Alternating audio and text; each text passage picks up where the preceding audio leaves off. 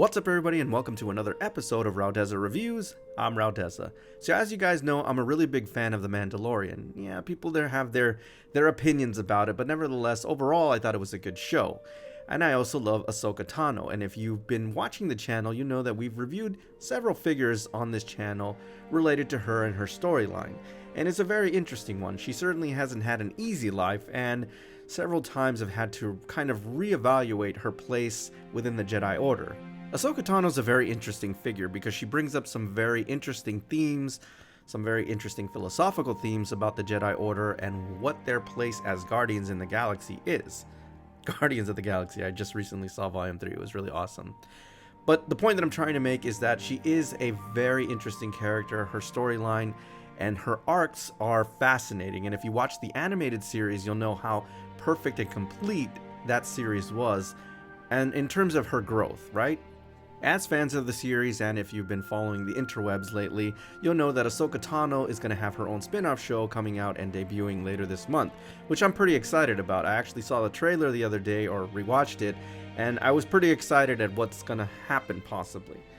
So today we're going to be reviewing Hot Toys version of Ashoka Tano from The Mandalorian, the 1/6 scale figure. Let's take a closer look.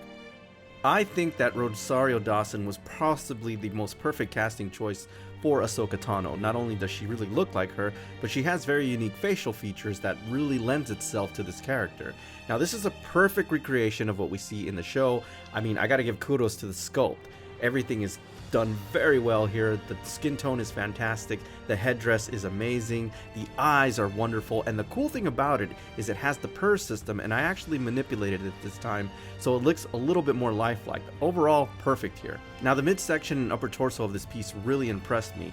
As you know, you can display her with her sleeves open, which looks really cool, but I really liked her with the poncho. And again, this is a Hot Toys figure, so you have some top-notch quality in terms of the fabrics that they use. And something really ingenious that they did was the fact that they actually use hinges to put this poncho on, so it's not a pain in the ass to take on or take off. It's just very well done here, guys. I'm really impressed with the materials in the midsection, but you know, it's a Hot Toys figure, so it usually is that way. Now the lower section is possibly my favorite piece. It is definitely inspired by Japanese culture, definitely in the trousers and in the armor set. I also love the actual boots themselves, and just take a look at the feet. Those are obviously inspired by ancient Japan in the samurai. I love the armor set here. This is beautifully done, guys, and I love what they did here. It's really about subtle details. If you look at the under part of the feet, the tread is so well done. I mean, those things are just awesome to look at. Now, in the annals of lightsabers, there have been some pretty unique ones, but I love these samurai-inspired lightsabers. If you look at the hilt itself, it's slightly curved like it would be in a katana or traditional Japanese katana, which is nice. The blade, of course, it's Ashoka Tano, and she sports those white color or white crystals, which is really nice, guys. And just look at how ornate this lightsaber is. I mean, it's wonderful. The gunmetal offset against the silver, and the tip of that hilt is the nice gold, and of course you have offset of the blade. Now the cool thing is that you also get included in these accessories is the lantern that we see in the show. My only thing, and this is a very ornate lantern, is that it doesn't light up. I think that was a missed opportunity. I don't know why they did that, because it would have been really awesome if this thing lit up, because look at how absolutely exquisite and detailed it is. Again, it was a missed opportunity. They could have stuck some batteries in there and it would have just been complete, but you know, it is what it is, guys. At least we got it as an accessory. Whatever. Now, for this particular piece, I would say do not mirror it, because it's not that there's not enough detail on the reverse side, because the headdress looks really well done, and it also gives you access to the purse system, which I talked about. But what you don't want to do is you don't want to detract from the front of this piece, which is where you really should be focusing on. Now, of course, you get a greater appreciation of the sculpt and the fabric and all the details in the actual cloak itself, or the poncho I should say, and you get a better appreciation of how she attaches to the base, but you don't have to mirror this one. Now let's talk about the base itself. I think this is very extraordinary, and I have to say, for a Hot Toys figure, it's pretty unique. Now, basically, it is the terrain, if you want to call it that, of the figure when we see her in that forest, which is really nice, guys. It's completely organic looking. It does look like it's a piece of bark or fallen tree, and you do have the nice kind of ground there, which is really organic and nice. And one of the things I love about it, it's a very small footprint for this figure. It seems to me like every figure that I review on the show comes with some version of Grogu. I think I have like 5 of these little figures already, but they're still pretty cool and they're nice to have around.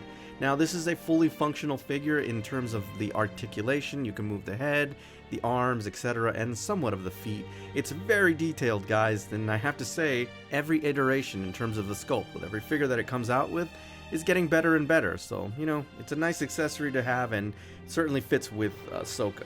Now, aside from Grogu, there comes some other accessories with this figure that are actually very important. You get 2 of the sabers in motion, those triangular versions, they're really cool. And then you get 1 other blade. Now, if you notice that little dot in between the motion blade and the still blade, so that basically plugs into the top of the lightsaber when you don't have it extended. But be very careful with that, guys, because I popped that out and I almost lost it, like I always do. But that's how you actually stay the blade, so just keep that in mind. And of course, you have the little device for the purse system, which is really awesome, guys, on this figure. You'll also get the clamp, the waist grabber, in case you want to like pose her in motion or jumping. It's actually very dynamic, and I love that they have a little bit of the padding around the actual claw itself so you don't damage the figure over time. I think that's a really cool idea, and I hope that Hot Toys keeps doing it. I personally like to have her on the stand. I don't really like to have her in flight or in motion. I like them a little bit more stoic, but it gives you another option on how you want to pose this figure. I usually don't cover these things, but I usually get a lot of shit if I don't, so I'm going to include it.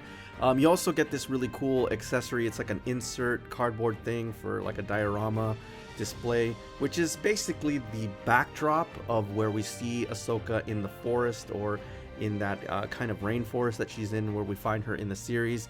This one is actually very impressive, I have to admit. It's a little bit more high resolution, so if you're going to use it, it's going to look a little bit more realistic. So props to them for upping their game in this aspect. And of course, rounding out the last bit of accessories are 3 additional hands for various poses, and they all have their own unique form and function. What I'm really impressed is how detailed they are. You know, not many figures do this, but these hands, and of course as a Hot Toys figure, always get really detailed, and I think that's really cool. And it might have a lot to do with how ornate these lightsabers are, and they don't want to mess them up because they are exquisite, guys, and I have to say, very impressive. Guys, what can I say about this piece? This one sold out almost immediately and is actually on a wait list on the Sideshow Collectibles website, so for me, this is definitely a holy freaking grail piece, guys. It is simply amazing, and if you can find it right now, definitely pick it up on any other website, wherever you can, because this one is definitely going to be a collector's item, and hopefully they make a version of Ahsoka for her own standalone show, but this one is freaking awesome, guys. Now, before I go, I just want to thank the folks over at Sideshow Collectibles for sending this wonderful piece over for a review, and for always working with me diligently to try to get these figures in studio so that I can review them for you. Alright everybody, so that's my official review on Hot Toys version of Ashoka Tano from The Mandalorian, the 1/6 scale figure. As always, I thank you for tuning in, and I'll see you on the next Raudeza Reviews.